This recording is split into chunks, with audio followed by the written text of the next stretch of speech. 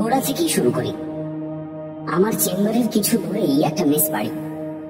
ওখানকার কিছু বাসিন্দা আমার রোগী, মাঝে মাঝে তাই ওখানে আমাকে যেতে হয়। হঠাৎ একদিন বর্ষার রাতে ফাঁকা চেম্বারে বসে উঠবো উঠবো করছি, এমন সময় মেসের মালিক স্বয়ং হন্তদন্ত হয়ে ছুটে এলেন। দিন কয়েক হলো এক নতুন বোর্ডার এসেছেন তার মেসে। ভদ্রলোক হঠাৎ অসুস্থ হয়ে পড়েছেন, গুরুতর কিছু বলেই মনে হচ্ছে। আমাকে এক্ষুনি যেতে হবে। যেতে হলো। ছোট্ট একটা চিলেকোঠা ঘরে রোগী শুয়ে আছে। পরে মেসের মালিকের মুখে শুনেছিলাম ভদ্রলোক কারোর সঙ্গে ঘর ভাগাভাগি করে থাকতে চাননি। যত ছোট বা খারাপই হোক না কেন, ঘরটা সম্পূর্ণ তার চাই। তার জন্য যত বেশি টাকা দিতে হোক না কেন তিনি রাজি। তেমন কোনো ঘর ছিল না। শেষ পর্যন্ত চিলেকোঠা ঘরটা জঞ্জাল পরিষ্কার করে ভদ্রলোককে দেওয়া হয়। তিনি খুশিই হয়েছিলেন। ভদ্রলোক মেসে আসার পর থেকে এই কদিনই কোথাও বেরোননি, কারোর সঙ্গে বিশেষ একটা কথাও বলেননি। ওই ছোট্ট ঘরে দরজা বন্ধ করে নিজেকে যেন বাইরের জগৎ থেকে বিচ্ছিন্ন করে রাখতে চেয়েছেন। মেসের চাকর ঘরে খাবার দিয়ে আসে, খাবার জন্য নিচে নামেন না তিনি। দাদাবাবু, খাবার এনেছি। আজ একটু রাতে খাবার দিতে গিয়ে ছোকরা চাকরটা দেখে ভদ্রলোক মাটিতে পড়ে আছেন। কি হলো দাদাবাবু? দাদাবাবু, মুখটা হাঁ হয়ে গেছে, দু চোখ যেন ঠিকরে বেরিয়ে আসছে। দাদাবাবু, ও দাদাবাবু, মালিক, মালিক একটু আসেন, কি হয়েছে দাদাবাবু? তার চিৎকারে লোকজন ছুটে আসে। নারীর গতি এত মৃদু যে মনে হয় জীবন মরণের একটা লড়াই চলছে। তাই ভয় পেয়ে মালিক ভদ্রলোক ছুটে এসেছেন আমার কাছে। মেসে কেউ মারা গেলে সেটা মেসের পক্ষে বদনাম, তাই তার দুর্ভাবনাটাই বেশি। মালিকের সঙ্গে তার মেস বাড়িতে যেতে হলো। যদিও আগে অনেকবারই এসেছি, কিন্তু চিলেকোঠায় কখনো আসিনি। সত্যি এক চিলতে ঘর। তক্তপোষে বিছানার উপর যিনি শুয়ে আছেন তাকে দেখে আমি চমকে উঠলাম। সারা শরীরে কেমন একটা শিহরণ বয়ে গেল। মাথার চুলের ডান দিকটা থপথপে সাদা, কিন্তু বাঁ দিকটা কালো। মুখে অসংখ্য বলি লেখা। অথচ আমার মনে হলো ভদ্রলোককে যত বুড়ো দেখাচ্ছে তত বুড়ো তিনি নন, অকালে বুড়িয়ে গেছেন। গায়ের রং ফ্যাকাশে, যেন কেউ রক্ত শুষে নিয়েছে। কেমন যেন একটা মৃত্যুর গন্ধ। নিঃশ্বাস বন্ধ হয়ে আসে। ভদ্রলোকের শরীর বেশ ঠান্ডা হয়ে গিয়েছিল। তাকে পরীক্ষা করে আমি কিন্তু রোগটা কি তা ঠিক বুঝতে পারলাম না।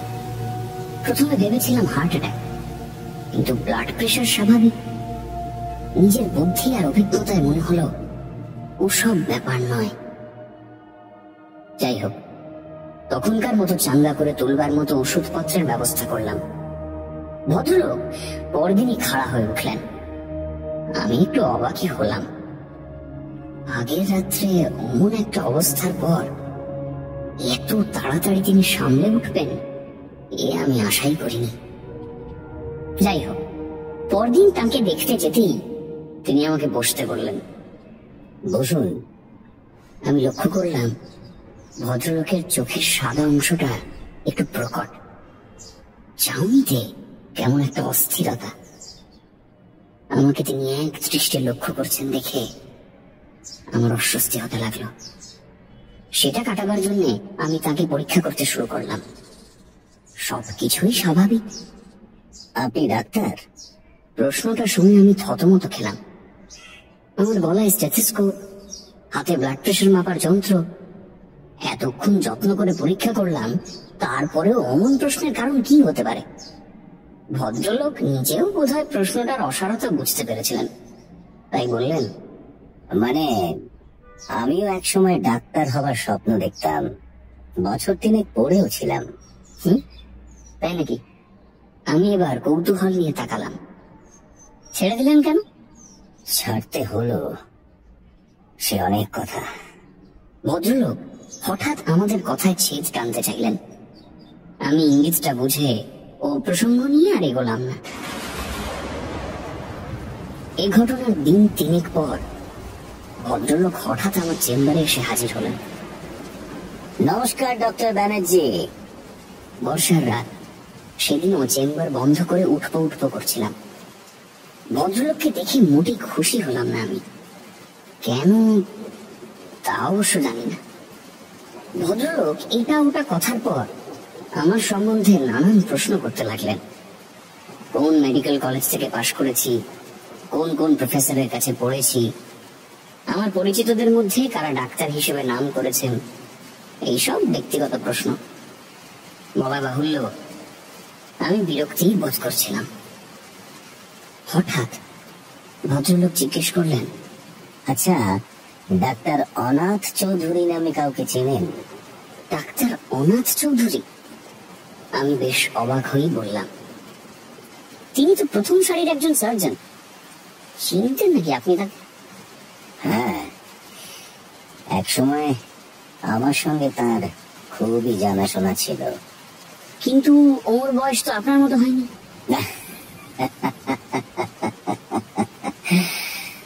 ওখানেই আপনার ভুল। আমার চাইতে উনি বয়সে বেশ বড়ই হবেন। আমার শরীর ভেঙে পড়েছে তাই বেশি বয়স দেখায়, নয়তো আমারও এক সময় জোয়ান চেহারা ছিল। হ্যাঁ, বেশ ভালো রকমই জোয়ান চেহারা ছিল আমার। আমার দৃষ্টিতে বোধহয় অবিশ্বাসের ছাপ ফুটে উঠেছিল। তা লক্ষ্য করে ভদ্রলোক বললেন, না না, আমি আপনাকে ধোঁকা দিচ্ছি না। তারপরই একটু মুচকি হেসে বললেন, আচ্ছা বেশ, যদি অনাথ চৌধুরীর সঙ্গে দেখা হয় তবে জিজ্ঞাসা করবেন রাঘব সামন্তর স্বাস্থ্য কেমন ছিল। বলেই হা হা করে হেসে উঠলেন। বিশ্রী হাসি। আমার কেমন যেন অস্বস্তি হতে লাগলো। রাত হয়ে যাচ্ছে বলে উঠে পড়লাম। এরপর থেকে রাঘব সামন্ত মাঝে মাঝে আমার চেম্বারে আসতেন। ভিড় থাকলে এক কোণে চুপ করে বসে থাকতেন। সবাই চলে যাওয়ার পর আমার মুখোমুখি বসে শুরু করতেন নানান কথা। একদিন হঠাৎ আমাকে জিজ্ঞাসা করলেন, আচ্ছা, আপনারা তো হাল আমলের ডাক্তার, আপনাদের সময় কাটা ছেঁড়ার জন্য ডেড বডির বোধহয় তেমন অভাব ছিল না। তারপর নিজেই সে প্রশ্নের জবাব দিলেন, হবেই বা কি করে? আজকাল কথায় কথায় লোকে ছুরি চালায়, বোমা মারে। মানুষ মারা তো এখন ডাল ভাত হয়ে গেছে। ডেড বডির অভাব নেই। অনেক ক্ষেত্রেই সেসব বডির কোনো দাবিদার থাকে না, ফলে মেডিকেল স্টুডেন্টসদের সুবিধেই হচ্ছে। আমাদের সময় এত খুন জখম ছিল না, ডেড বডিও ছড়িয়ে পড়ে থাকতো না। রীতিমতো সমস্যা ছিল ডেড বডি পাওয়া। মাঝে মাঝে ডিসেকশন বন্ধ হয়ে যাওয়ার মতন অবস্থা হতো। শরতের মাঝামাঝি রাঘব সামন্ত মারা গেলেন। সেবারেও মেসের ছোকরা চাকর সকালবেলা চা নিয়ে দরজা ধাক্কা দিয়ে কোনো সাড়া না পেয়ে জানলা দিয়ে উঁকি মেরে দেখল ভদ্রলোক মাটিতে চিত হয়ে পড়ে আছেন। মুখটা একটু হাম করা, কয়েকটা মাছি ভন ভন করছে মুখের সামনে। দাদাবাবু, দাদাবাবু, দাদাবাবু, দাদাবাবু, দাদাবাবু। আমি চেম্বারে আসতেই আমার ডাক পড়ল। এবার কিন্তু আর ভুল ছিল না। ভদ্রলোক মারাই গেছেন এবং করোনারি অ্যাটাকেই মৃত্যু হয়েছে। সার্টিফিকেট লিখে দিতে আমি কোনো দ্বিধা করলাম না। পরের দিন মেসের মালিক আমার সঙ্গে দেখা করতে এলেন। তার হাতে একটা বড় পুরো খাম, ওটা তিনি আমার হাতে দিলেন। আমি খামের ওপর লেখাটায় চোখ বুলিয়ে একটু অবাক হলাম। লেখা আছে ব্যক্তিগত। আমার মৃত্যুর পর এটা যেন ডক্টর বিমল ব্যানার্জিকে দেওয়া হয়।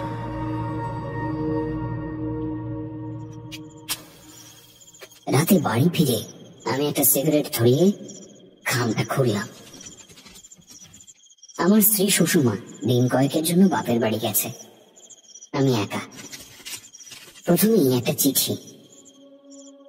প্রিয় ডাক্তার ব্যানার্জি, আপনি হয়তো ভেবে অবাক হচ্ছেন এত লোক থাকতে আপনাকেই কেন আমার জবানবন্দি শোনাবার জন্য বেছে নিলাম। আসলে সত্যিই আমি একদিন ডাক্তার হতে চেয়েছিলাম। যদি আমার জীবনে ওলটপালট না ঘটত, কিংবা যদি ডাক্তার অনাথ চৌধুরী আমার জীবনে শনি হয়ে দেখা না দিত, তবে হয়তো আজ আমি একজন সফল ডাক্তার হিসেবে মানুষের জীবন বাঁচাবার মহৎ পেশায় ব্যস্ত থাকতাম। কিন্তু শনি আর রাহু, এই দুয়ের মিলন ঘটেছিল আমার ভাগ্যের ঘরে। তাই যাক সে কথা। আপনাকে দেখে আমার জীবনের স্বপ্নের কথা মনে পড়েছে। আপনাকে কেন জানি ভালো লেগেছে, তাই আমার জীবনের বিচিত্র কাহিনী আপনার হাতে দিয়ে গেলাম। যদি অবিশ্বাস হয় তবে ডাক্তার অনাথ চৌধুরীকে প্রশ্ন করতে পারেন, সেই সঙ্গে তার মানসিক প্রতিক্রিয়াও লক্ষ্য করবেন। তবে সাবধান, তার পথ মাড়াবেন না। সে শুধু লোভী নয়, নিষ্ঠুর। কত বড় নিষ্ঠুর তা এই কাহিনী থেকেই জানতে পারবেন। আমার শুভেচ্ছা রইল।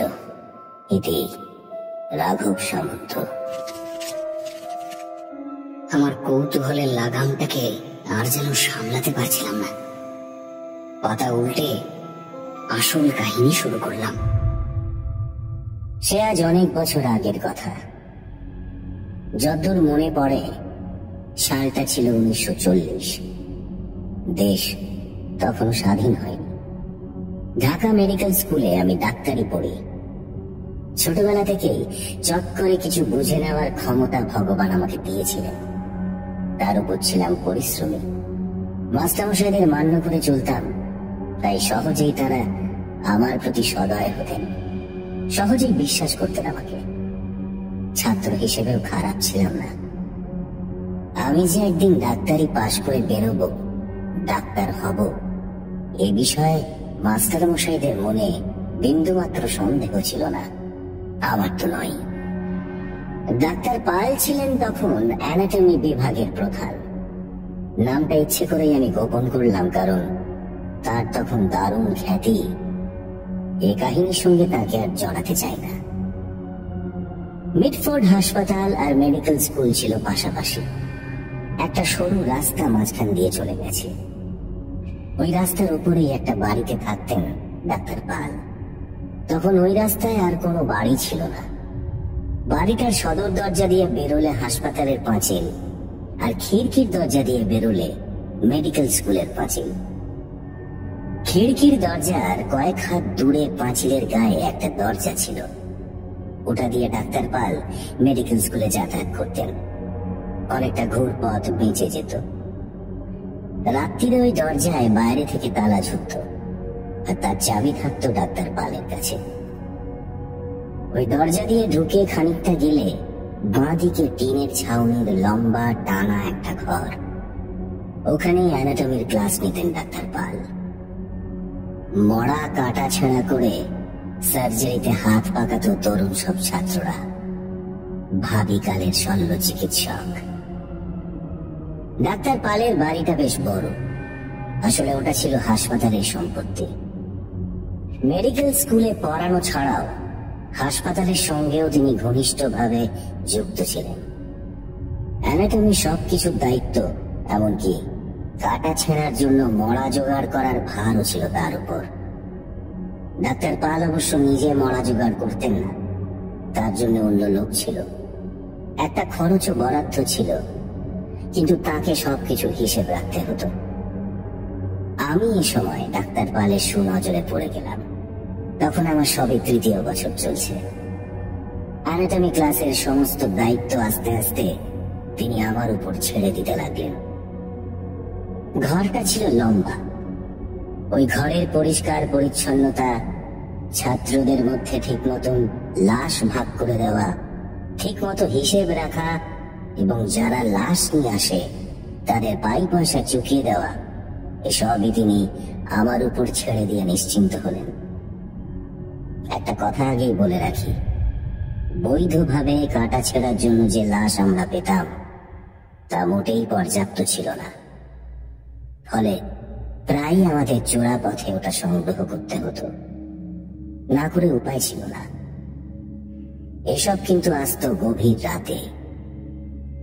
ডাক্তার পালের খিড়কির দরজায় কড়া নাড়ার শব্দ থেকে বুঝে নিতে হতো যে চালান এসেছে।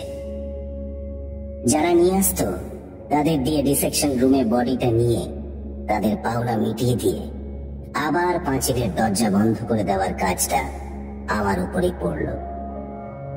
একটা খাতায় হিসেব লিখে রাখতে হতো, আর যারা সব নিয়ে আসতো তাদের পাওনা মেটাবার জন্য একটা টিনের বাক্সে সব সময় বেশ কিছু টাকা জমা থাকতো। এ প্রসঙ্গে আরো একটা কথা বলা ভালো, যারা মরা নিয়ে রাতের আধারে চুপি চুপি আসতো তারা অন্ধকার জগতের মানুষ। খুন, রাহাজানি এসবই তাদের পেশা। প্রথম প্রথম ভয় করলেও পরে ব্যাপারটা আমার গাশ হয়ে গিয়েছিল। তাছাড়া দরদস্তুরির পর পাওনা টাকা হাতে নিয়ে যখন তারা আমাকে সেলাম করত, তখন আমার নিজেকে খুব শক্তিমান পুরুষ বলেই মনে হতো। ডাক্তার পাল আমাকে তার বাড়ির একতলায় থাকবার ব্যবস্থা করে দিয়েছিলেন। আগেই বলেছি, বড় বাড়ি। ডাক্তার পালের পরিবারের লোকজন কম থাকায় একতলাটা প্রায় খালি পড়েছিল। বিশেষ করে খিড়কির দরজার দিকের অংশটায় আমি ছাড়া আর কেউ থাকতো না। ব্যবস্থাটা যে আমার পক্ষে খুব সুখকর হয়েছিল তা মোটেই নয়। শীতকালে গভীর রাতে কিংবা ভোর রাতে কড়া নাড়ার শব্দে আমাকে বিছানা ছেড়ে উঠতে হতো। ঘুম জড়ানো চোখে হাতড়ে হাতড়ে ঘরের আলো জ্বালিয়ে বেরিয়ে আসতাম। আমার সামনে দাঁড়িয়ে কদর্য চেহারার গুন্ডা শ্রেণীর লোক। স্যার, মাল এনেছি। তাদের সঙ্গে রয়েছে মাল, যা দিয়ে সাজানো হবে সব ব্যবচ্ছেদের প্রকাণ্ড প্রকাণ্ড টেবিল। শিক্ষানবিশী ছাত্ররা ওই মাল কাটা ছেঁড়া করে হাত পাকাবে। ভবিষ্যতে জীবিত মানুষের উপর প্রয়োগ করবে আজকের অর্জিত বিদ্যা। যারা মাল নিয়ে আসতো তাদের পয়সা করে মিটিয়ে দিয়ে আমি ডিসেকশন রুমে ওগুলো তুলতাম।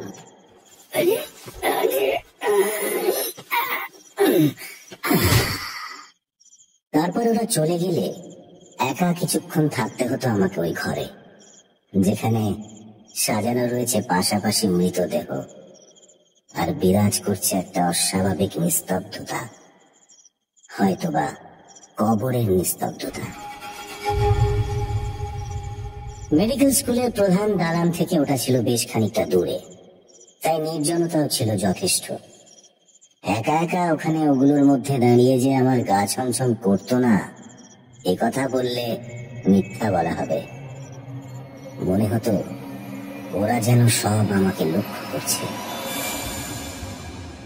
তারপর এক সময় ওই ঘরের তালা বাইরে থেকে লাগিয়ে আমি ফিরে আসতাম আমার ঘরে। নষ্ট ঘুম পুষিয়ে নেওয়ার জন্য আবার আশ্রয় নিতাম বিছানায়। এইভাবে কাটছিল আমার দিন আর রাত। সাধারণ চোখে আমার তখনকার জীবন মোটেই হিংসা করার মতন মনে না হলেও মেডিকেল ছাত্রদের কাছে কিন্তু আমি হিংসার পাত্র হয়ে দাঁড়িয়েছিলাম। ডক্টর পালের প্রতি আমার সদয় ভাবটা তারা পক্ষপাতিত্ব বলেই মনে করত। বিশেষ করে অ্যানাটমি ক্লাসের সম্পূর্ণ ভার তিনি আমার উপর ছেড়ে দিয়েছিলেন বলে অনেকের যে চোখ কাটাতো সে বিষয়ে আমার কোনো সন্দেহ ছিল না। কাটা ছেঁড়ার জন্য তাদের মধ্যে লাশ ভাগ করে দেওয়ার ব্যাপারে আমি যে একটু মাতব্বরি করতাম না, কিংবা যারা এ ব্যাপারে আমার অনুগ্রহ প্রার্থী ছিল তাদের প্রশ্রয় দিতাম না, এই কথা বললে মিথ্যে বলা হবে। এ ধরনের জীবনে মানুষ স্বার্থপর হয়ে ওঠে এবং নিজের ছাড়া অপরের ভালোর ব্যাপারে একেবারেই মাথা ঘামায় না বলেই আমার বিশ্বাস। আমার অভিজ্ঞতাও তাই বলে। ডাক্তার পালের অনুগ্রহ ভাজন হওয়ার ফলে আমার নিজের আখেরটা গুছিয়ে নেওয়ার কথা ভাবতে শুরু করেছিলাম। বিবেকহীন উচ্চাকাঙ্ক্ষী এক যুবক। দিনে দিনে ডাক্তার পালের আমি ডান হাত হয়ে উঠলাম। আমাকে ছাড়া তার চলে না। অ্যানাটমির প্রফেসর হিসেবে তার তখন যথেষ্ট খ্যাতি, কিন্তু তার খুব কাছাকাছি এসে আমার জানতে বাকি ছিল না যে তার উচ্চাকাঙ্ক্ষার পেছনেও আছে ঘোর স্বার্থপরতা আর বিবেক বর্জিত কার্যকলাপ। সারাদিনের খাটুনির পরে তিনি আনন্দ লাভের জন্য এমন কয়েকটি বিশেষ বিশেষ জায়গায় যেতেন যেখানে সুন্দরী রমণী আর বিলিতি সুরার অভাব ছিল না। কতদিন গভীর রাতে নেশাগ্রস্ত অবস্থায় তাকে সদর দরজার সামনে থেকে তুলে এনে ঘরে শুইয়ে দিয়েছি তার হিসেব নেই। যাক, সেসব অবান্তর কথা। এদিকে ব্যবচ্ছেদের জন্য নিয়মিত সব সংগ্রহ করা একটা ঘোর সমস্যা হয়ে দাঁড়িয়েছিল। অ্যানাটমি ক্লাসে ছাত্রের সংখ্যা কখনো কম থাকতো না। তাদের ছোট ছোট দলে ভাগ করে এক একটি দেহ দেওয়া হতো। তারা পালা এবং ভাগাভাগি করে সেই বস্তুটির উপর ছুরি চালাতো, এবং তাতেও অনেক সময় চাহিদা মেটানো যেত না। ফলে মাঝে মাঝে একটা বিচ্ছিরি আর অপ্রীতিকর অবস্থার সৃষ্টি হতো। ছাত্রদের মধ্যে অসন্তোষ লেগেই থাকত। এই সমস্যা সমাধানের জন্য বাইরের গোপন চালানের উপর আমাদের বেশি নির্ভরশীল হয়ে পড়তে হচ্ছিল, আর তার ফলটাও বিপজ্জনক হয়ে ওঠার মুখে এসে দাঁড়িয়েছিল। লাভজনক এই ব্যবসার কারবারিরা মাল সংগ্রহের জন্য বেপরোয়া হয়ে উঠেছিল, এবং সেটা যে সমাজের পক্ষে শুভ নয় তা খুলে বলার অপেক্ষা রাখে না। ডাক্তার পালের এই ব্যাপারে একটা নীতি ছিল, যারা মাল সরবরাহ করে তাদের কোনো প্রশ্ন করবে না। তারা কোথা থেকে বস্তুটা সংগ্রহ করছে কিংবা কিভাবে করছে তা জানার দরকার নেই। তিনি বলতেন, ওরা লাশ নিয়ে আসে, আমরা টাকা দিয়ে কিনি, দুপক্ষই লাভবান, সুতরাং প্রশ্ন করো না। খুন করে লাশ নিয়ে আসা হয়েছে এমন প্রশ্ন ওঠার সম্ভাবনা ছিল না। ডাক্তার পালের কাছে কেউ এ ব্যাপারে ইঙ্গিত করলে তিনি যেন আতঙ্কিত হয়ে উঠতেন। কিন্তু এমন একটা ব্যাপারে তার হালকা কথার ধরন থেকেই বোঝা যেত এই বিষয় নিয়ে আলোচনা তিনি মার্জিত রুচির পরিচয় বলে মনে করতেন না। অনেক সময় আমি লাশ দেখে চমকে উঠেছি। টাটকা মৃতদেহ, যেন সত্য মারা গেছে। যারা রাতের অন্ধকারে ওগুলো নিয়ে আসতো তাদের ভয়াবহ চেহারা দেখেও কত সময় আমি শিউরে উঠেছি। অনেকবার মনে হয়েছে ডাক্তার পালকে আমার সন্দেহের কথা বলি, কিন্তু এতকাল এই ব্যাপারটা কি তার চোখ এড়িয়ে গেছে, না ইচ্ছে করে তিনি চোখ বুঝেছিলেন? এটা বুঝতে না পেরে শেষ পর্যন্ত চুপ থাকাটাই আমি উচিত মনে করলাম। আমার কাজ হলো যে বস্তুটা আনা হচ্ছে তা গ্রহণ করা, দাম চুকিয়ে দেওয়া, আর অপরাধের কোনো চিহ্ন থাকলে চোখ ফিরিয়ে নেওয়া। এই ব্যাপারে আস্তে আস্তে আমি পোক্ত হয়ে উঠতে লাগলাম। পৌষ মাসের এক ভোর রাতে আমার এই চুপ করে থাকা বা চোখ ফিরিয়ে রাখার চূড়ান্ত পরীক্ষা হয়ে গেল। সে রাতের কথা আমি বলবো না। দাঁতের যন্ত্রণায় ঘুম আসছিল না, বিছানায় ছটফট করছিলাম।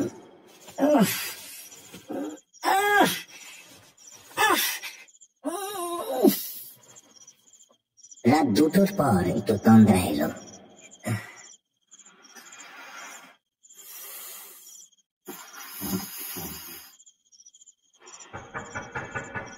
ঘন্টাখানেক বোধহয় ঘুমিয়েছিলাম। বেশ কয়েকবার কড়া নাড়ার শব্দে ঘুম ভেঙে গেল। যে বা যারা কড়া নাড়ছে বেশ অসহিষ্ণু হয়ে উঠেছে। আকাশে চাঁদের পাতলা আলো, শীতের রাতের হিমেল হাওয়া, সারা শহর ঘুমিয়ে। যারা এসেছিল তারা একটু দেরি করেই এসেছে, কিন্তু চলে যাবার জন্য ব্যস্ত হয়ে উঠেছে। ঘুমে আমার চোখ ভেঙে আসছিল। কোনো মতে দরজা খুলে তাদের সামনে দাঁড়ালাম। ঘুমের ঘোর তখনও কাটেনি। মনে হলো ওরা যেন গজগজ করছে।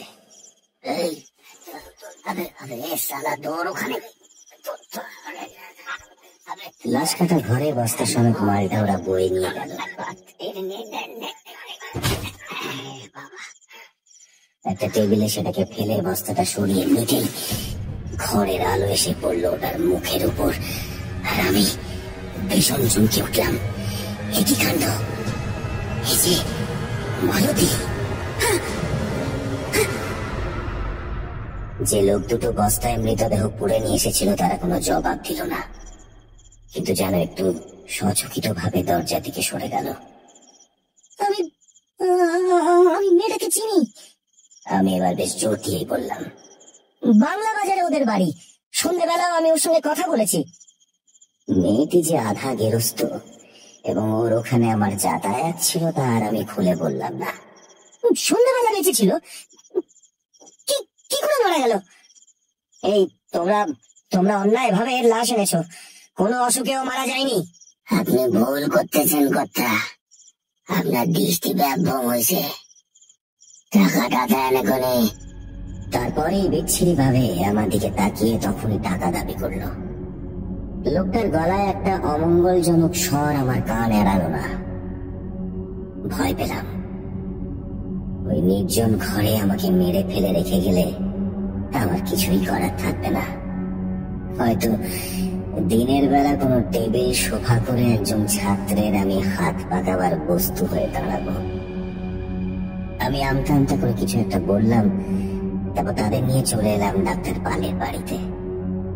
ওদের বাইরে দাঁড় করিয়ে রেখে ঘরের ভেতর থেকে টাকা গুনে এনে হাতে তুলে দিলাম। ওরা চলে যেতেই আমি তাড়াতাড়ি ফিরে গেলাম লাশ কাটা ঘরে। মেয়েটার শরীরে কতগুলো মারাত্মক আঘাতের চিহ্ন আমার চোখে পড়ল, আর আমি থর থর করে কেঁপে উঠলাম। আমার সন্দেহ মিথ্যে নয়। কোনো মতে পালিয়ে এসে আমি আমার ঘরে আশ্রয় নিলাম। পরে একটু শান্ত হবার পর আমি ভাবতে শুরু করলাম। ডাক্তার পালের উপদেশটা আমার মনে পড়ে গেল। আরো একটা কথা চিন্তা করলাম, যারা এই ব্যবসার সঙ্গে জড়িয়ে আছে, আমি যদি তাদের বাধা হয়ে দাঁড়াই তবে আমার পক্ষে সেটা খুব নিরাপদ হবে না। ওই শয়তানগুলো খুনে নৃশংস। যা হোক, পরের দিন এই ব্যাপারে ডাক্তার পালের সহকারীর সঙ্গে কথা বলবো ঠিক করলাম। সহকারীটি হলেন একজন তরুণ ডাক্তার, নাম অনাথ চৌধুরী। সুপুরুষ এই তরুণ ডাক্তারটি ছাত্র মহলে তখন খুব প্রিয়। চতুর, ফিটফাট আর উচ্ছৃঙ্খল প্রকৃতির, কিন্তু কথার চটকে অন্যের উপর প্রভাব বিস্তার করার অসাধারণ তার ক্ষমতা। দেশ বিদেশেও ঘুরেছে, বিলেত থেকে ডাক্তারি পাশ করে এসেছে, তাই অল্প বয়সেই ছড়িয়ে পড়েছে না। তাছাড়া নাটক, অভিনয়, খেলাধুলা সবকিছুতেই চৌকস। ছাত্রদের মধ্যে সমানে মিশে যাওয়ার একটা প্রবণতাই তাকে অত জনপ্রিয় করে তোলার মূলে। আমার সঙ্গে তার যথেষ্ট দহরম মহরম ছিল। আগেই বলেছি, আমি ডাক্তার পালের ডান হাত হয়ে উঠেছিলাম, আর অনাথ চৌধুরী ছিল তার সহকারী। সুতরাং কাজকর্মের ব্যাপারে আমাদের খুব কাছাকাছি থাকতে হতো। যখন সব ব্যবচ্ছেদের বস্তুর অভাব পড়ত, তখন আমাদের দুজনকে এই বিষয়ে সলা পরামর্শ করে একটা উপায় বার করতে হতো। ডাক্তার পালকে এ ব্যাপার নিয়ে আমরা বিব্রত করতে চাইতাম না। তিনি আকারে ইঙ্গিতে আমাদের বুঝিয়ে দিয়েছিলেন যে এই সামান্য ব্যাপারে তাকে যেন আমরা বিরক্ত না করি। সেদিন ডক্টর অনাথ চৌধুরী একটু আগেই হাসপাতালে এসেছিল। আমি তাকে রাতের ঘটনা বললাম। আমার সন্দেহের কথা জানাতেও ভুল করলাম না। মৃতদেহের ক্ষত চিহ্নগুলি পরীক্ষা করে অনাথ চৌধুরী ঘাড় দোলালো। আমি এখন কি করব? আমি প্রশ্ন করলাম। করবে? ডাক্তার আমার কথাটাই যেন আবার আওড়ালো। কিছু করতে চাও নাকি তুমি? কোনো ব্যাপার নিয়ে যত কম ভাবা যায় তত তাড়াতাড়ি সেটা মন থেকে মুছে যায়, এমন একটা প্রবাদ বাক্য শুনেছিলাম যেন।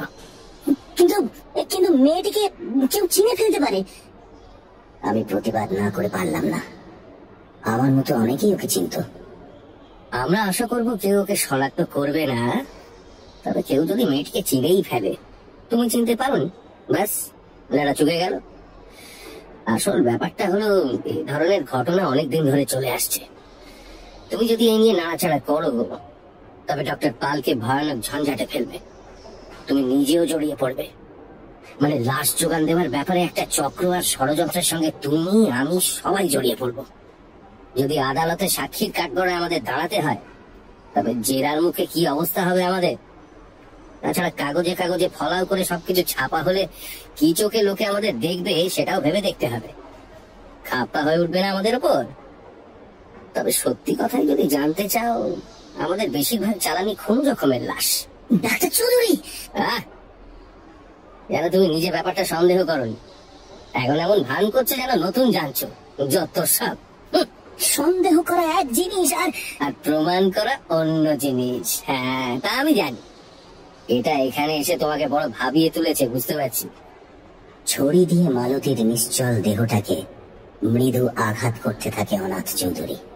সবচেয়ে ভালো হলো এটাকে না চেনার ভান করা। তাই করবো আমি।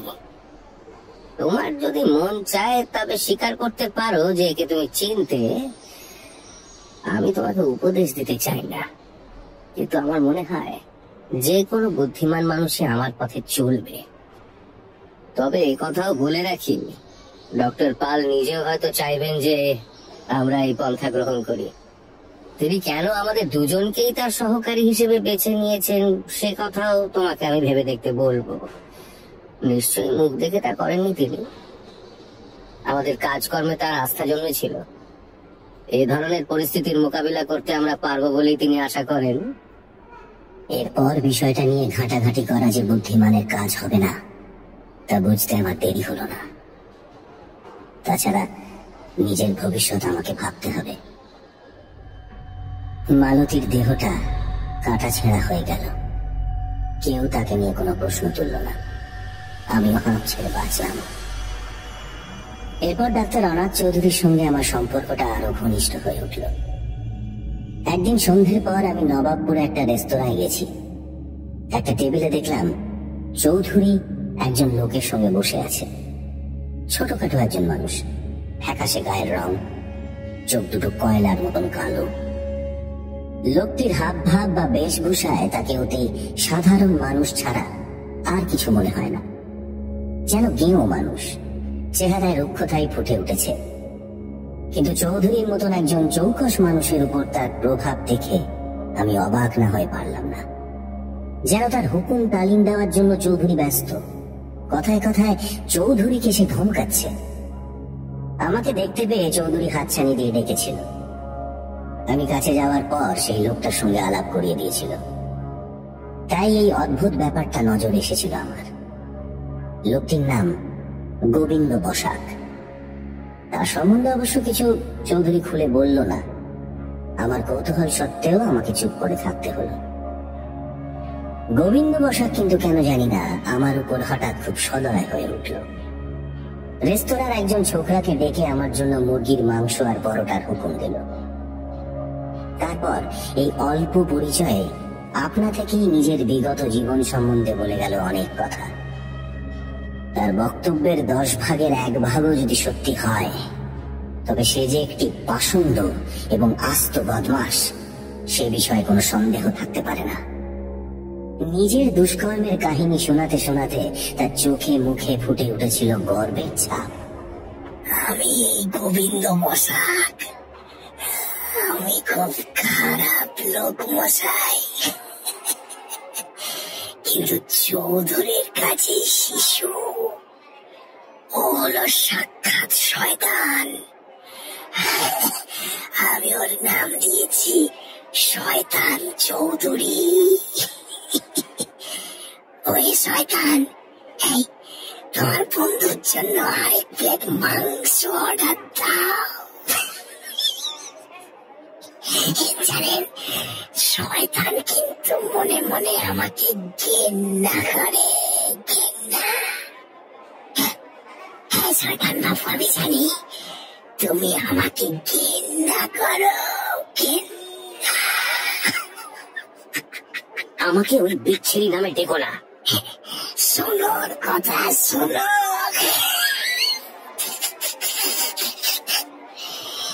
চুরি মারামারি দেখেছেন? আমার সমস্ত শরীরে ছুরির কপ বসাতে পারলে ও খুশি হবে, খুশি। আমি মন্তব্য না করে পারলাম না। আমরা যারা ডাক্তারি পড়ছি তাদের অন্য উপায় আছে। আমরা যাকে পছন্দ করি না তাকে ফালা ফালা করে কাটাছেঁড়া করি। চৌধুরী মুখ তুলে আমার দিকে তাকালো। ওর দু চোখে একটা অদ্ভুত দৃষ্টি। বেশ খানিকক্ষণ আমরা ওই রেস্তোরাঁয় কাটালাম। বসাক নিজেও কয়েকবার এটা ওটা খাবারের অর্ডার দিল। চৌধুরীকেও সমানে হুকুম করলো মুখরোচক খাবার অর্ডার দেওয়ার জন্য। মাঝখান থেকে আমার ভরি গোছটা ভালোই হলো। আমরা যখন উঠবো করছি, রেস্তোরাঁর ছোকরাটি মোটা একটা বিল এনে আমাদের টেবিলে রাখলো। ওটাতে চোখ না বলেই বসাক আঙুলের টোকা মেরে ওটা চৌধুরীর দিকে ঠেলে দিল। আমি দেখলাম চৌধুরীর মুখটা যেন কেমন হয়ে গেল। প্রচন্ড রাগ আর বাধ্যতা, এই দুই পরস্পর বিরোধী অভিব্যক্তি ফুটে উঠল তার মুখে। অতগুলো টাকা ওকে একা দিতে হবে এটা যেন সে বরদাস্ত করতে পারছে না, কিন্তু প্রতিবাদ করার সাহস নেই। সেদিন ফিরতে একটু রাতই হলো। চৌধুরী আর বসাক ধরল এক রাস্তা আর আমি অন্য রাস্তা। পরদিন চৌধুরী ক্লাসে কিংবা হাসপাতালে এলো না।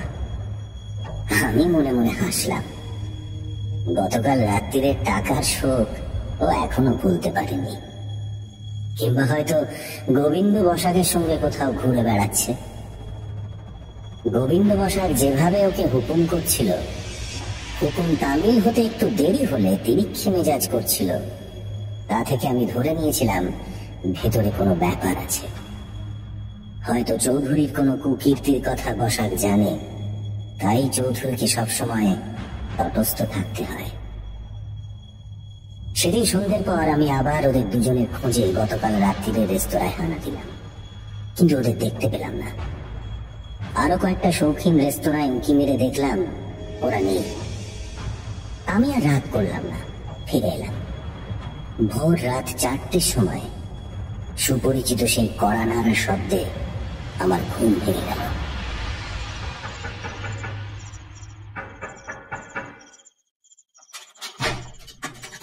দরজা খুলেই আমি চৌধুরী তার পুরনো মডেলের ঝরঝরে অস্টিন গাড়িটা এনে দাঁড় করিয়েছে ওই গলির মধ্যে, একেবারে খিড়কির দরজার সামনে। আমি দরজা খুলতেই সে একটা বস্তা টেনে বার করলো। আমার পরিচিত বস্তা। কি ব্যাপার? আমি একটু চেঁচিয়ে উঠলাম। আপনি একাই মালের খোঁজে বেরিয়েছিলেন? একা সামলালেন কি করে? কথা বলো না, হাত লাগাও। চৌধুরী যেন ধমকে আমাকে থামিয়ে দিল। তারপর পাঁচিলের গায়ে দরজাটা খুলতে বলল। দরজা তালা খোলবার পর বস্তাটা দুজনে ধরাধরি করে ভেতরে নিয়ে গেলাম।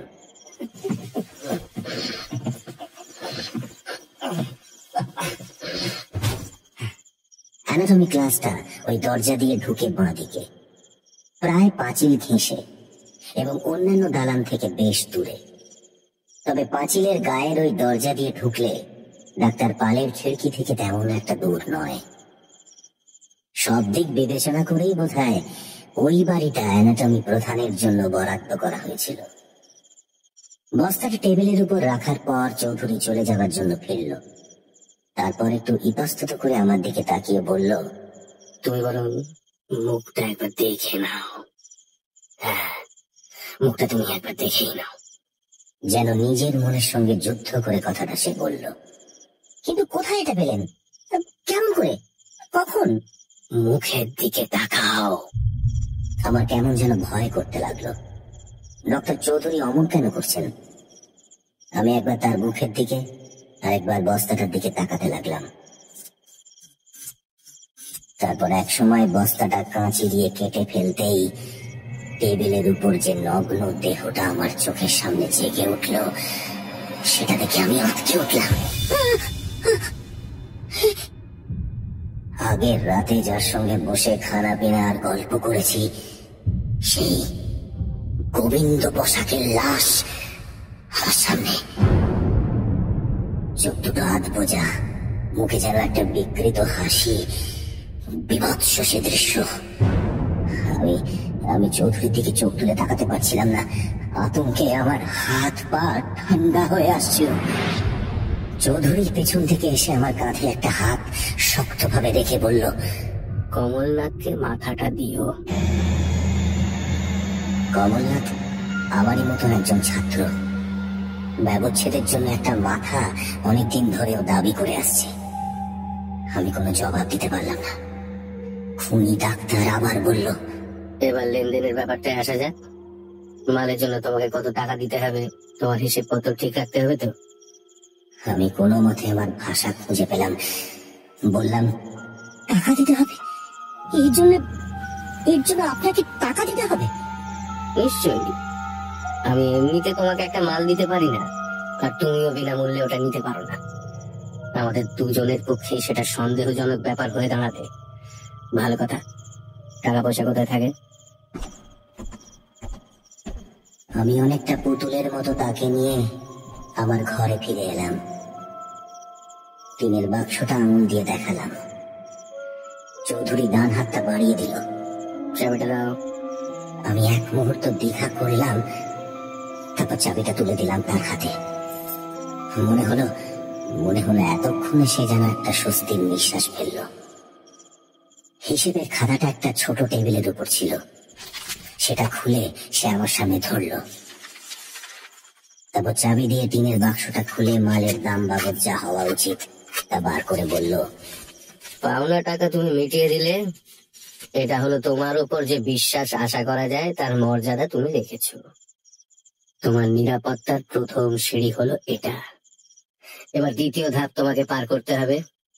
খরচাটা হিসেবের খাতায় লিখে নাও সামন্ত। শয়তানও তারপর তোমার মাথার চুল ছুঁতে পারবে না। পরের কয়েক মুহূর্ত আমার মনের মধ্যে যেন একটা ঝড় বয়ে গেল। স্বার্থপর এবং উচ্চাভিলাষী হলেও তখনো পর্যন্ত বিবেক একেবারে বর্জন করিনি। কিন্তু সেই মুহূর্তে চৌধুরীর প্রস্তাবে রাজি না হওয়ার মতন মনের জোর আমার ছিল না।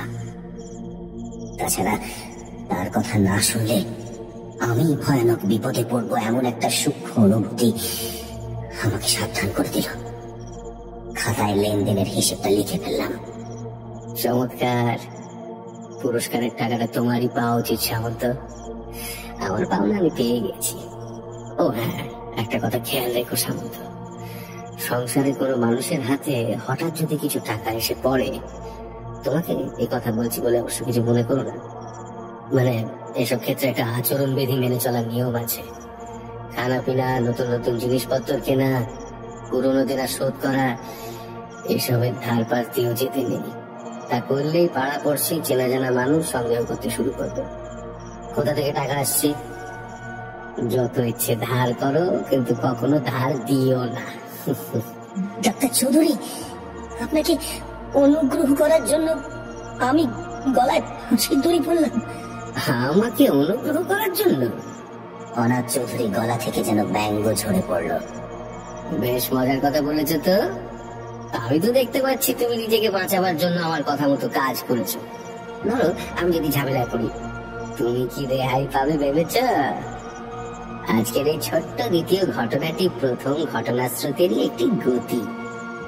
গোবিন্দ বসাক হলো মালতীর অবিচ্ছিন্ন ধারাবাহিকতা। শুরু করে তুমি থামতে পারো না, শুরু করেছো কি তোমাকে চালিয়ে যেতে হবে। এর মাঝামাঝি কোনো পথ নেই।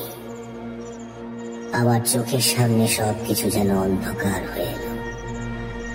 একটা ভয়ানক ষড়যন্ত্রের কবলে আমি পড়েছি, যার থেকে উদ্ধারের দ্বিতীয় কোনো পথ নেই। হায় ভগবান, আমি কি এমন অন্যায় করেছি যার জন্য আমাকে এমন মূল্য গুনতে হচ্ছে? শুরুই বা আমি কখন করলাম? কি ছেলে মানুষই করছো সামন্ত? কি ক্ষতি হয়েছে তোমার? তুমি যদি মুখ না খোলো তবে কি ক্ষতি বা হতে পারে তোমার?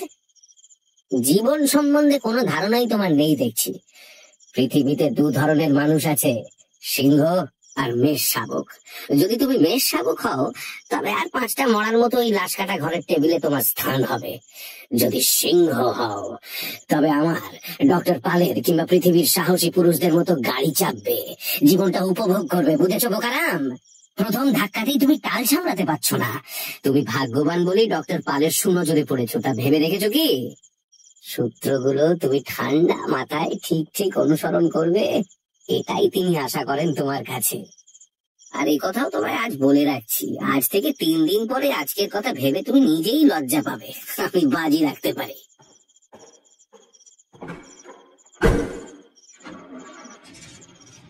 অনাথ চৌধুরী আর অপেক্ষা করল না। অন্ধকার থাকতে থাকতেই তার সেই ঝরঝরে গাড়িটা নিয়ে চলে গেল।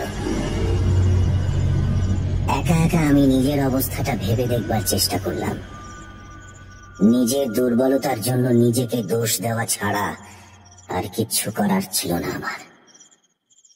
চৌধুরীকে সুবিধে দিতে দিতে আমি এত বাড়িয়েছি যে তার ভাগ্য আমার মুঠোয় না এসে আমি তার কিনা গোলাম হয়ে পড়েছি। একটু যদি সাহস থাকতো আমার অবস্থা এখন এমন দাঁড়িয়েছে যেন অন্যায় যতই ঘটুক না কেন আমাকে এমন ভাবেই চলতে হবে, আর সেটাই ন্যায়। হিসাবের খাতায় অভিশপ্ত সেই সর্বশেষ লেখাটাই বন্ধ করে দিল আমার মুখ। তারপর এক সময় দিনের আলো ফুটল, ঘন্টা গড়িয়ে গেল, শুরু হলো ক্লাস। গোবিন্দ বসাকের অঙ্গ প্রত্যঙ্গ ছাত্রদের মধ্যে ভাগ করে দেওয়া হলো। তারাও কোনো প্রশ্ন তুলল না। মাথাটা পেয়ে খুশি হলো কমলনাথ। 2 দিন ধরে লাশ কাটা ছেঁড়ার উপর আমি তীক্ষ্ণ লক্ষ্য রাখলাম। যতই কাটা হচ্ছে ততই ওটাকে চেনার সম্ভাবনা কমে আসছে, আর সাহস ফিরে আসছে আমার মনে। এইটাকে ঠিক করে রাখো। তৃতীয় দিনে অনাথ চৌধুরী এলো। এই 2 দিন নাকি অসুখ করেছিল বলে আসেনি। প্রচন্ড উৎসাহ নিয়ে 2 দিন যে সময় নষ্ট হয়েছে তা উসুল করে দেওয়ার জন্য সে যেন ব্যস্ত হয়ে পড়ল। টেবিলে টেবিলে ঘুরে নির্দেশ দিতে লাগলো ছাত্রদের, অক্লান্ত কর্মীর মতো। বিশেষ করে কমলনাথকে সাহায্য করবার জন্য সে যেন উদ্গ্রীব হয়ে উঠেছে। তার কাছ থেকে অযাচিত উৎসাহ পেয়ে কমলনাথের উদ্দীপনা শেষ নেই। নানান কোণ থেকে গোবিন্দ বসাকের মাথাটায় ছুরি চালিয়ে হাত পাকাতে লাগলো সে।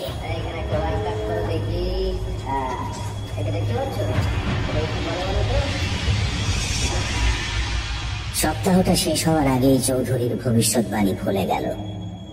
আমি ভয় কাটিয়ে উঠলাম, মনে মনে একটা গর্ব অনুভব করতে লাগলাম। চৌধুরীর কথা মতো সিংহের দলে আমি ফিরেছি। চৌধুরীর সঙ্গে ক্লাসে দেখা হয়, কিন্তু সে রাতের ঘটনা নিয়ে আমরা কেউ উচ্চবাচ্য করি না, যেন একটা অলিখিত চুক্তি হয়েছে আমাদের মধ্যে। কিন্তু ঘটনাচক্রে আবার আমাদের খুব কাছাকাছি আসতে হলো। মাল সরবরাহে হঠাৎ টান পড়ল, অ্যানাটমি ক্লাস প্রায় বন্ধ। ছাত্রদের মধ্যে দেখা দিল মৃদু অসন্তোষ। ডাক্তার পাল উদ্বিগ্ন হলেন। তিনি আমাকে আর চৌধুরীকে ডেকে এ ব্যাপারে তার দুশ্চিন্তার কথা জানালেন। ঠিকমতো মাল না পাওয়া গেলে ছাত্রদের পক্ষে কাটাছেঁড়া করা অসম্ভব। তার কাছ থেকে কর্তৃপক্ষ কৈফিয়ত চেয়ে বসবেন। আমাদের তিনি এ ব্যাপারে তৎপর হতে বললেন। আমরাও চিন্তিত হয়েছিলাম। আসলে পুলিশ সে সময় কিছু একটা ঘটনায় বেশ কিছু গুন্ডাকে আটক করেছিল, ফলেই এই অচলাবস্থা। আমি আর চৌধুরী সলা পরামর্শ করতে লাগলাম। একটা উপায় আমাদের বের করতে হবে। ঠিক এই সময় শহর ছাড়িয়ে বেশ কিছুটা দূরে একটা খুব পুরনো কবরখানার খবর এলো আমাদের কাছে। ওটা চারপাশে নাকি জঙ্গল, অনেকটা পরিত্যক্ত। খুব কাছের গায়ের কিছু পুরনো মানুষ ছাড়া ওটা এখন আর কেউ ব্যবহার করে না। একটা নতুন কবরখানা হয়েছে অন্যদিকে, সেখানে যায়। শুধু পুরনো মানুষেরা ভাব প্রবণতার খাতিরে হোক কিংবা পূর্বপুরুষদের স্মৃতির সম্মানেই হোক, ওটাকে এখনো ছাড়তে পারেনি। আরো যে খবরটা আমাদের কাছে এলো তা হলো খালিদ মিয়া নামে এক বুড়ো চাষির কম বয়সী বউ বাচ্চা হতে গিয়ে মারা গেছে। মাত্র গতকালই তাকে ওই কবরখানায় সমাধিস্থ করা হয়েছে। আমি আর চৌধুরী পরামর্শ করলাম এই সুযোগ হাতছাড়া করা চলবে না। সেদিন সন্ধ্যের পর চৌধুরীর ঝরঝরে গাড়িতে আমরা বেরিয়ে পড়লাম। শহর ছাড়িয়ে বেশ অনেকটা দূরে সেই কবরখানা। ওখানে পৌঁছে কাজ শেষ করে আবার ফিরে আসতে আসতে অনেক রাত হয়ে যাবে। শহরের শেষ সীমানায় চৌধুরী গাড়ি থামিয়ে একটু অন্ধকার দেখে রাস্তার পাশে গাড়ি রাখলো।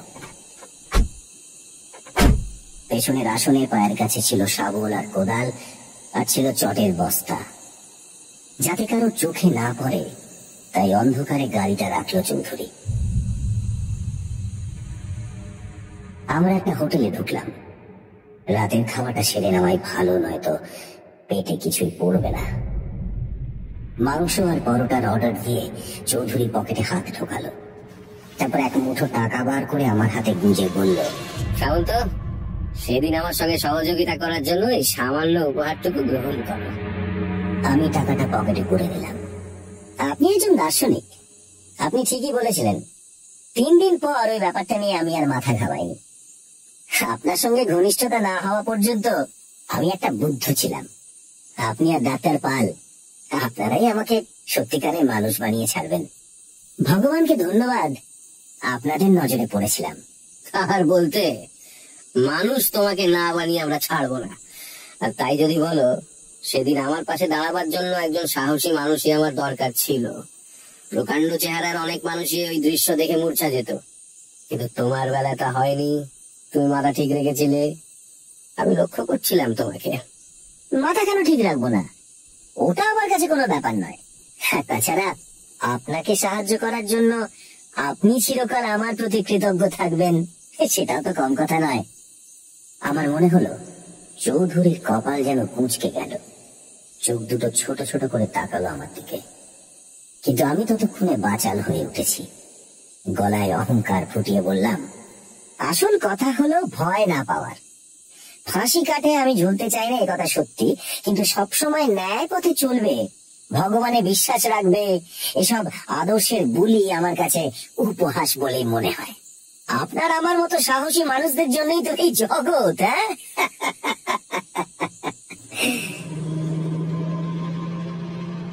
হোটেলের টাকা মিটিয়ে আমরা আবার বেরিয়ে পড়লাম। ক্রমে রাস্তা নির্জন হয়ে এলো। আকাশে 8খানা চাঁদ। খুব অসুবিধা হচ্ছিল না। অবশেষে কবরখানার সামনে পৌঁছলাম। চারপাশে জঙ্গল, একটা পুরনো জীর্ণ মসজিদ, আর তার লাগোয়া কবরখানা। ভাগ্য ভালো মসজিদে কেউ থাকে না, ওটাও বোধহয় এখন পরিত্যক্ত।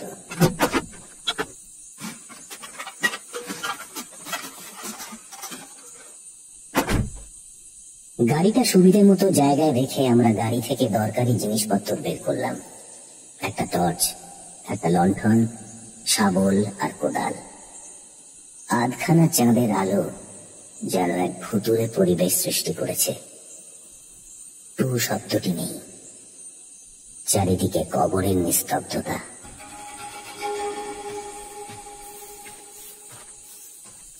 একটা কাঠের ভাঙা গেট পেরিয়ে আমরা কবরখানার ভেতরে ঢুকলাম। বড় বড় ঘাস হয়েছে চারিদিকে, সাপ থাকাও বিচিত্র নয়। সন্তর্পণে পা ফেলে লণ্ঠন আর টর্চের আলোয় আমরা পথে এগোচ্ছিলাম। বড় বড় গাছের ছায়া চাঁদের আলো ঢেকে এক এক জায়গায় সৃষ্টি করেছে নিরন্ধ্র অন্ধকার। আমার গা ছমছম করে উঠল। মনে হলো যেন সারি সারি কবরের তলা থেকে চিরনিদ্রিত মৃতদেহগুলি আমাদের এই গোপন অভিসার লক্ষ্য করছে। আমরা তাদের শান্তিতে বাধার সৃষ্টি করেছি, অবৈধভাবে প্রবেশ করেছি তাদের সংরক্ষিত এলাকায়, সেটা তারা পছন্দ করছে না। চৌধুরীর দিকে তাকিয়ে দেখলাম সে কিন্তু নির্বিকার। আবার আমার সাহস ফিরে এলো। নতুন কবরটা খুঁজে বের করতে বেগ পেতে হলো না। বেশিরভাগই বড় বড় ঘাসে ঢাকা পড়েছে, কিন্তু এটা সদ্য তৈরি, তাই ঘাস পরিষ্কার করা হয়েছে, সহজেই চোখে পড়ে। দেখি সরুন, এখান থেকেই শুরু করি। লণ্ঠনটা মাটিতে রেখে আমরা দুজনে মাটি কোপাতে শুরু করলাম।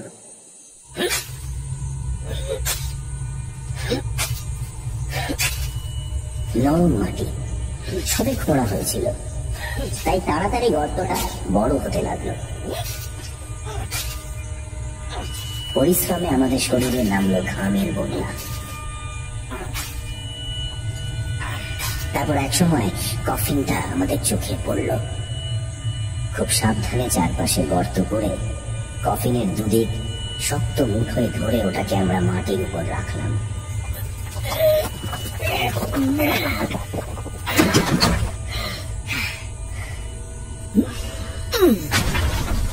শাবলে চাপ দিয়ে ঢাকনাটা খুলে ভেতরের মৃতদেহটা শুইয়ে দিলাম পাশের বড় বড় ঘাসের উপর।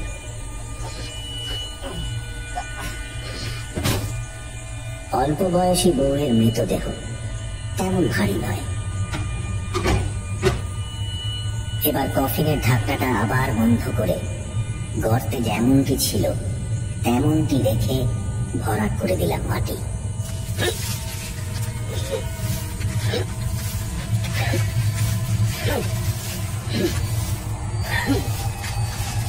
আমাদের কুকীর্তির প্রমাণ আমরা রাখতে চাই না।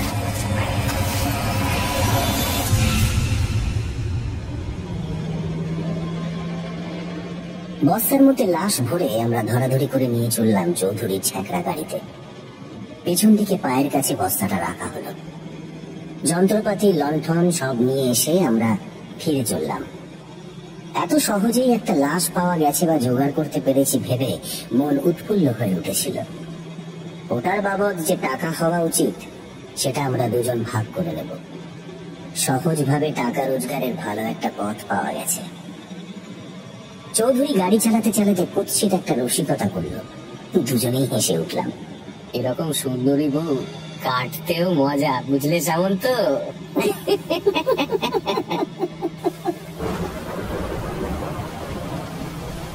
হঠাৎ শুরু হলো ঝিরঝিরে বৃষ্টি। মেঘে ঢাকা পড়লো চাঁদ। আমার পায়ের কাছে বস্তাটা ছিল।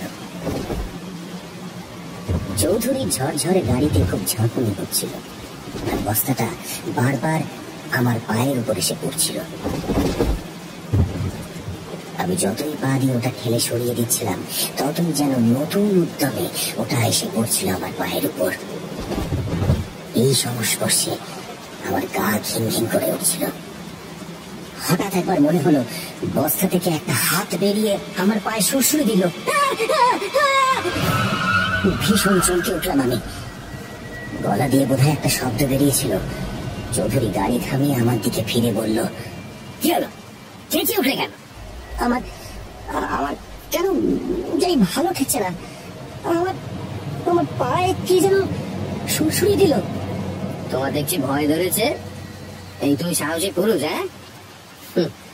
অনাথ চৌধুরী ব্যঙ্গ তখন আমার একদমই পোষাচ্ছিল না। গাড়ি থামিয়ে নেমে এলো। বৃষ্টির বেগটা বেড়েছে। হঠাৎ কোথা থেকে কতগুলো কুকুর আমাদের চারপাশে ডাকতে লাগলো।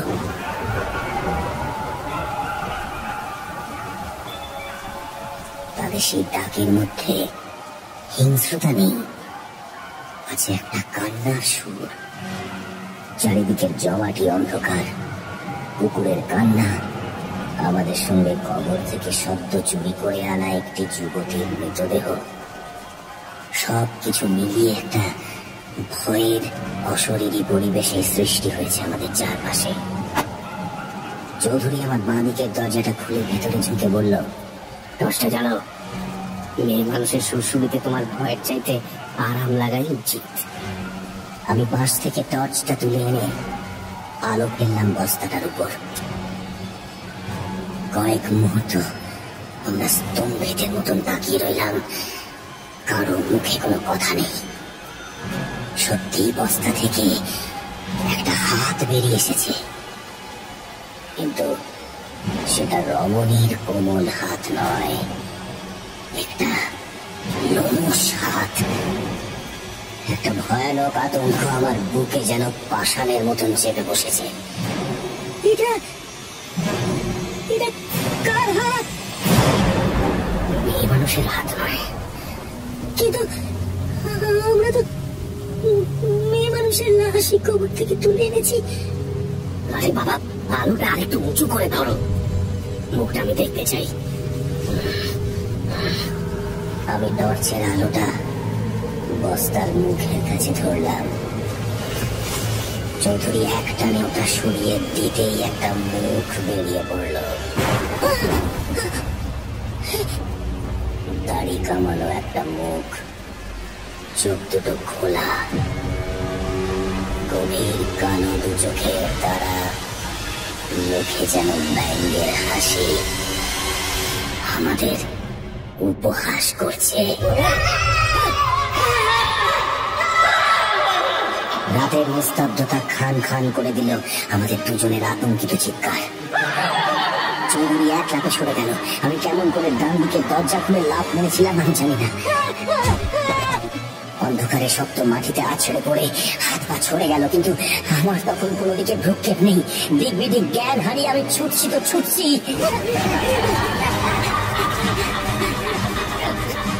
যে লোকটা আমাদের দিকে তাকিয়ে বিভৎসভাবে হাসছিল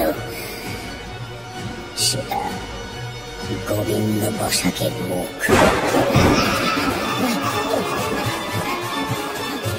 যাকে লাশ কাটা ঘরে ফালা ফালা করে কাটা ছেঁড়া করা হয়েছিল আমাদের দুজনের চোখের সামনে।